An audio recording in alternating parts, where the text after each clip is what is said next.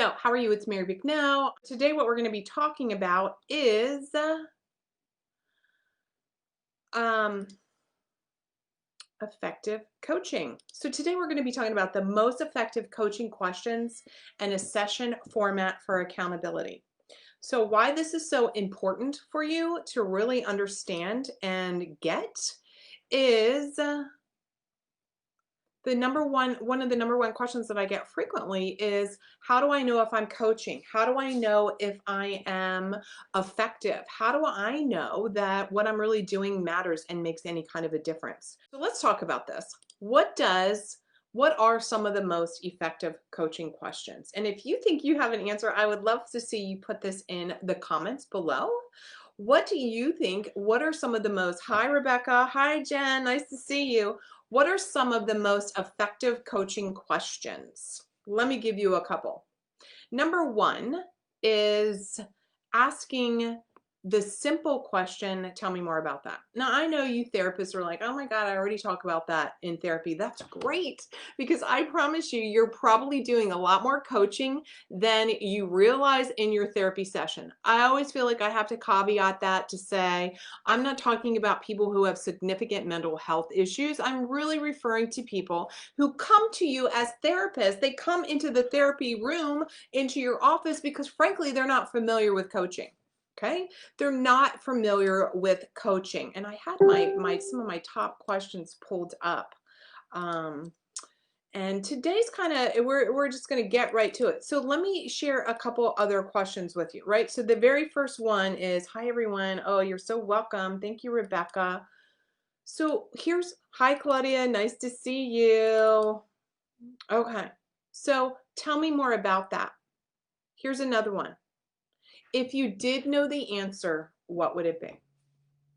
So one of the schools of thoughts is actually understanding that our ideal client, when you have effectively marketed and signed an ideal client, hi, the reality is you know her pain points. Hi, Ann, thank you so much. You know her pain points. So because, thank you for giving me love. Uh-oh, somebody gave me an angry face. I don't know what that's about.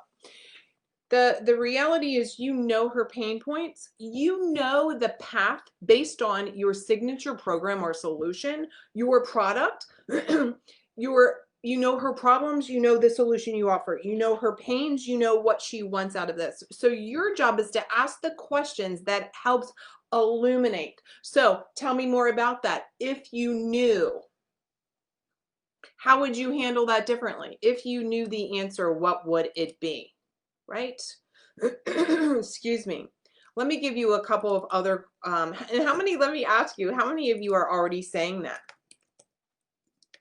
How many are you already asking these questions, right? And is it surprising to you, excuse me, is it surprising to you that you know some of these questions already? And that maybe inside of your, here it is. I'm sorry, I had it right pulled up and then it went away. So how would you feel if you achieved that? How does moving forward toward that desire benefit you in other areas of your life? See, one of the things that I really want you to get is, part of your job as a coach is to help people realize, thanks for all that love. Really, that's telling Facebook, like, this is good stuff. What that does is it helps your client recognize that, hi Jen, that when you are working on one area in your coaching relationship, it has a ripple effect. Let me give you an example. Some of you want to do relationship coaching. Well, if you have a better relationship with your partner, probably your professional life is going to get better. You're probably going to feel better about yourself. You're probably going to have better relationships with your children. Maybe you're going to have better relationships with your client. Those of you who are like helping women to have more confidence in the bedroom or in the boardroom, If you have more confidence in the boardroom, you're showing up like a leader. You're showing up, you're raising your hand, you're owning your value, you're claiming your worth, you're in that aha moment. Guess what? I bet you 50 bucks, I can assure you that when you share that, when you have that confidence, it runs through your entire life. So your job as a coach is to help remind your ideal client of what's happening. Where else does this show up? How is this moving forward? How does it feel to achieve these goals? Here's some other ones. What's your timeline? See, we want to ask our clients, what's your timeline to achieve these goals, Sally Jane? Why that's so valuable is it helps with the accountability. Today, one of the things we were talking about is accountability and support. Well, part of the job of accountability and support is actually doing the work of bringing them back and holding their goal up for them. Reminding them, what is it that you want? What is the timeline? Let me give you an example. Literally, I was on a coaching call early this morning, and a client said to me, I was like, well, what is your deadline for making 10 grand? And she's like, December. And I'm like, December? This is October. Whenever you're watching this video, hi, by the way, it's October.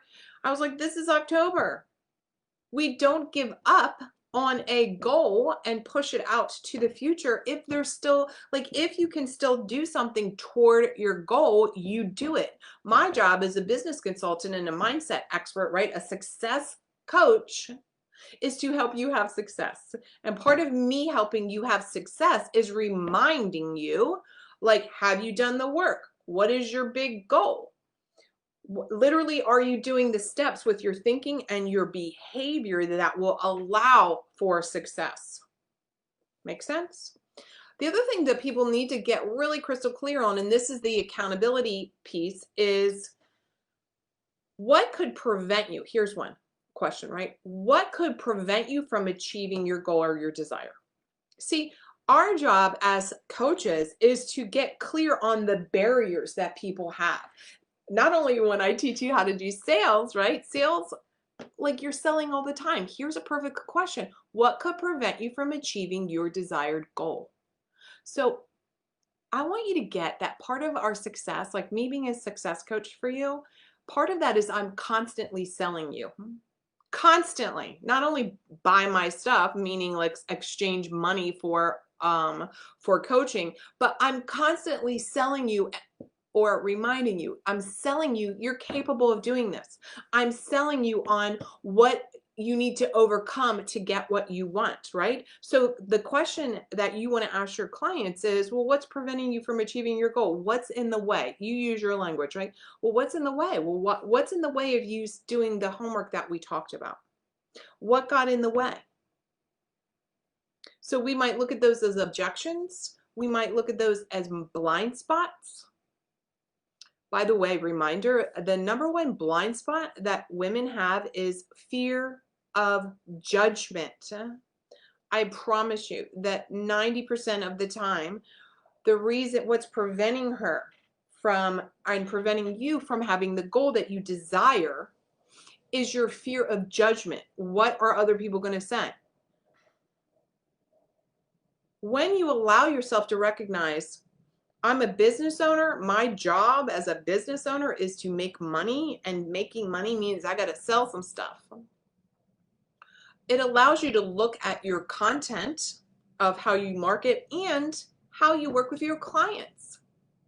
We are constantly selling ourselves. I'm selling my kid on cleaning her. Actually, I don't need to sell my kid on cleaning her room. She does it. She's very like self-motivated. But I might need to be selling her again on like scoop the poop. So remember, part of an effective coaching question is asking, well, what got in the way? Okay. Then the next question is, so like, how are you going to move through these obstacles? How are you going to overcome this fear of judgment? So we ask her first, and she might not know, and we might have insight, which we should, because if we're good at what we do, we understand her pain points. So let me give you an example for you. So as therapists, frankly, as all women, but I'll just frame it as therapists, practitioners, clinicians, coaches, like You know, one of the things we're accustomed to doing is we're not accustomed to marketing. We're accustomed to being behind the scenes. So with us, our fear of judgment shows up in fear of being visible, which might look like we don't want to do a Facebook Live or all the things, right? And so we have to understand what's in the way. So I talk about this from the perspective, like, of course you don't know how to do a Facebook Live, or of course you don't necessarily know how to do marketing because you weren't taught these things. So we still always ask our client, well, like, what do you want to do to move past this? Or what have you thought a solution is for yourself? Well, what steps are you going to take?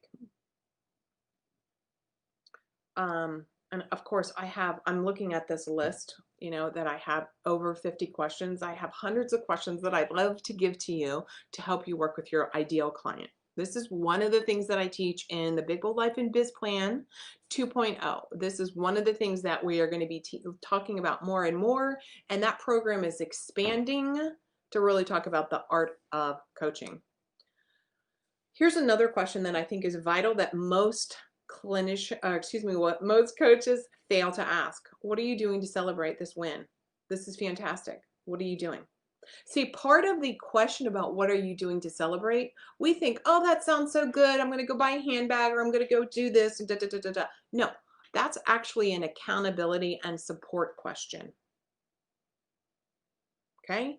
Asking, what are you doing to celebrate, is accountability and support question. Why? Because your job, our job as coaches, is to facilitate transformation. And because our clients are always on their growth edge, which we want them to do, we want them to recognize a growth state. Your job is to firm up, solidify a growth state. And that looks like the language of something like, what are you going to do to celebrate this? Right? What are you going to do to celebrate that? That's showing support, and that's holding her accountable. When she recognizes that she accomplished one task or a goal, those kind of things, and she allows herself to celebrate, honor it, have that moment of aha, that is part of the transformational process each time. So if you want a bunch more questions, I'm happy to share much more questions. I would love for you to comment below. What are your favorite coaching questions? And if you're curious a little bit more on the Big Bold Life and Biz Plan, like, direct message me. The Big Bold Life and Biz Plan for therapists and clinicians who want to coach, want to learn the art of coaching, all while actually building a profitable online business. And it's so much fun. Let me give you a couple more questions really quick because I can't help it. If I had a magic wand and you could change one thing about your life, what would you change right now? And it could be life or relationship or health or business or whatever. Who in your life is going to be impacted if you change? Who in your life is going to be impacted if you follow through? What are you committed to doing this week? Is that on your calendar right now? Oh my God, I can keep going. I can keep going. Enjoy the day. We'll talk again. Bye now.